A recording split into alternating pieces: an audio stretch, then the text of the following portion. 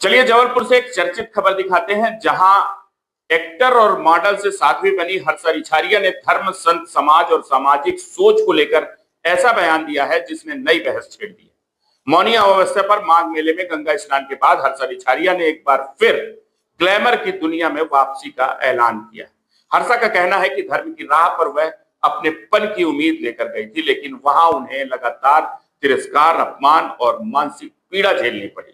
संतों और धर्म गुरुओं द्वारा दुत्कारे जाने से आहत हर्षा ने साफ कहा कि मैं सीता माता नहीं हूं जो हर कदम पर परीक्षा देती रहूं।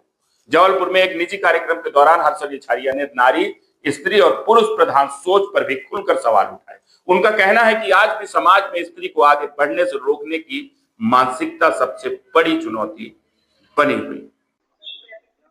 अच्छा जी, आप चर्चा में थी पिछले साल क्योंकि सनातन की राह आपने अपनाई थी। अब अचानक आपने जो है की लाइन छोड़ने का फैसला लिया, क्या पूछी इसके पीछे वजह है? कोई ऐसा?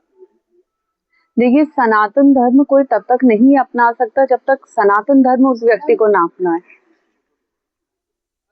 जब तक धर्म उस व्यक्ति को ना अपनाए, तो मैंने धर्म नहीं अपनाया, धर्म ने मुझे अपनाया है।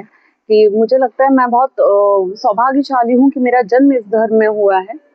लेकिन अब रही बात इसको छोड़ने की या इस रास्ते से हटने की, मैं अपने धर्म को नहीं छोड़ सकती क्योंकि मैं बहुत गौरवान्वित हूँ कि मेरा इस धर्म में जन्म हुआ है। लेकिन रही बात खुल के उसका प्रचार करने की, जो मैं कर रही थी पिछले 1-1.5 साल से, वो अब मैं उसको यही विराम दूंगी क्योंकि जिन धर्म गुरुओं का हम एक झलक पाना चाहते हैं, जिनके एक झलक पाने को हम अपना सौभाग्य समझते हैं, अपनी किस्मत समझते हैं, उनका आशीर्वाद लेने को अपनी किस्मत समझते हैं, वही अगर कुछ धर्म गुरु एक लड़की के विरोध में खड़े हो जाएं और वो भी लगातार 1 साल तक विरोध करते रहें, तो मैं अकेली कितनी कब तक लड़ूंगी।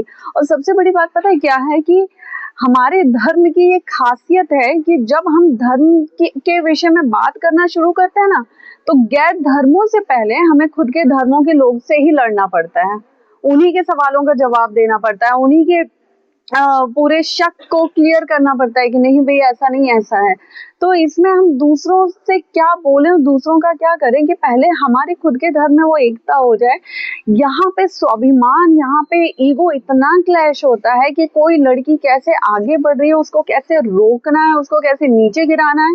और सबसे बड़ी बात, ये हमारे पौराणिक काल से अभी तक चला आ रहा है कि अगर आप किसी लड़की का मनोबल, किसी स्त्री का मनोबल नहीं तोड़ पा रहे हैं, तो उसके चरित्र को आप निचोड़ना शुरू कर दीजिए, फिर तो वो लड़की टूटेगी ही टूटेगी। तो ये तब भी हो रहा था, ये आज भी हो रहा है, और ये पता नहीं कब तक होगा कि कितना आसान हो जाता है कि एक लड़की को तोड़ना और हर तरह से तोड़ना। और आज मुझे लगता है कि अगर मेरे विरोध में 10 लोग भी खड़े हुए हैं, तो वो 10 लोग कम से कम इतना मानते हैं कि मैं उन 10 के बराबर अकेली खड़ी हूँ। तो अंत में जितनी भी मुझे परीक्षाएं देनी थी इस 1 साल में, मैंने बहुत की, मैंने सबको एक करने की कोशिश की, मैंने सबको प्रणाम किया, सबको लेकर चली, लेकिन अब मैं इन परीक्षाओं को यही विराम देती हूँ और अब मैं अपने पुराने काम को जो मैं करती थी उसको अच्छे से पूरा करूंगी। और मुझे लगता है कि वो ऐसा काम था जिसमें विरोध नहीं था, शांति से आप जी सकते थे। मुझे लगता था कि पहले धर्म के रास्ते में शांति है, लेकिन अब मुझे लगता है कि उसी पुराने काम में शांति है। जो विरोध करते थे वो आपको किस तरह की बातें करते थे, खास कौन सी बात, कैसे आप तक बातें उन तक? मेरे खिलाफ जो विरोध हो रहे हैं वो एक पूरे मेजोरिटी बना के हो रहे हैं कि सामने आप किसी के भी पास जाएंगे, आप किसी को भी पूछेंगे मेरे लिए, तो वो बोलेंगे हाँ बहुत अच्छी बेटी है, बहुत अच्छी बहन है, वो सनातन के लिए काम कर रही है, हम उसके साथ हैं। लेकिन आप इस चीज को नोटिस क्यों नहीं करते कि बैक कैमरा या विदाउट मीडिया कितने लोग मेरा सहयोग कर रहे हैं, कितने लोग मेरा साथ दे रहे हैं, कितने लोग मेरे साथ खड़े हैं? मुझे ये बता दीजिए। मेरे पीठ पीछे ये बातें होती है कि भाई उसका साथ किसी को नहीं देना है, मेरे पीठ पीछे कुछ संत मिलके ये विषय पूरा साझा करते हैं कि उनके साथ किसी को मिलना नहीं है, उनसे उनका कोई सहयोग नहीं करेगा। तो मैंने किया क्या है? सिर्फ इतनी गलती है कि मैं एक लड़की हूँ और मुझे महादेव ने नाम दे दिया, बस इतनी गलती है, और वो नाम कुछ लोगों से पच नहीं रहा है। कब से आप मान लेती वापस जो है ग्लैमर की दुनिया में? 18 तारीख को मौनी अमावस्या के दिन माघ मेला प्रयागराज में मैं अपना स्नान करूंगी। उसके बाद मैं हर हर महादेव बोल दूंगी। कोई पुनर्विचार का कोई ऑप्शन नहीं है? पुनर्विचार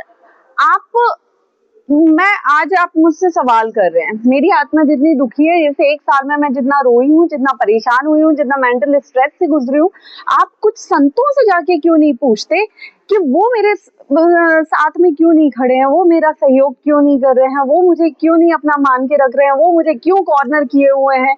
आप उनसे जाके क्यों नहीं पूछते? मुझे लगता है अगर आप लोग उनसे जाके पूछेंगे ना तो ये सारे मुद्दे ही खत्म हो जाएंगे।